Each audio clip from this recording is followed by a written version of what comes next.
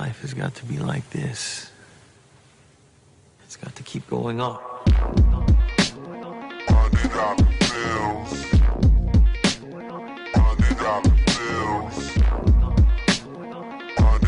Yo, this is Marc Ecko, and you're checking out Stash TV. Absolutely informed my identity, you know?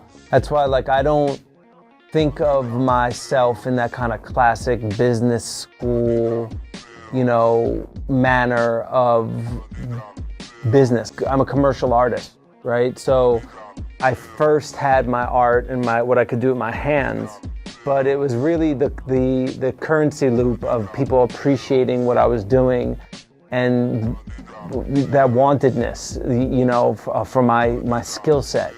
And that it wasn't the feedback of like, oh, look what I banked. I was never really good at banking it until much older, you know, in terms of like the currency part, like the actual hard money part.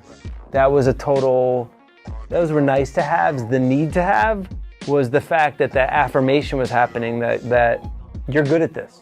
You know, you're good at that and I want it. And will you make this for me?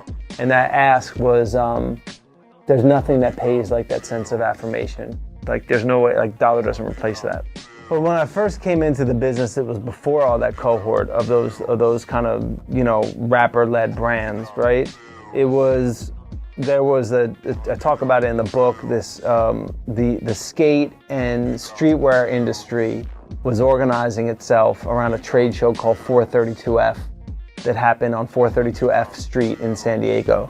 And it's where kind of all the Japanese buyers that were obsessing over Americana and, you know, that kind of early, that late 90s hip hop thing. That blend of somewhere between skate and streetwear is where I had conditioned my brand. That's where I emerged from naturally. It just happens that as the industry matured and organized itself, this kind of quote urban wear, which is really another way of saying young men's industry for at least a period of time, that there was this phenomenon happening where rappers were realizing, yo, these merchandising deals with this one or that one, just printing t-shirts, that's you know, small, you know, change. That's not the real way to rock this. We could build our own branded platforms. You know, there was definitely that stigma of like, all right, he's too black for skate shops, for like the white-owned skate shop.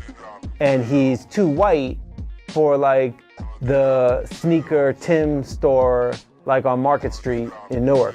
Like, you know, for where like black customers shop, right? So, but it's funny how today in 2013 going to 2014, like it's so much more mashed up, right? Like that back in the day, you categorize that as crossing over thing. That's like a sellout tendency to be into all those things. How could you possibly be into BMX and be into hip hop? Like that's not possible. Like if you're into BMX, this is where you stay in this lane.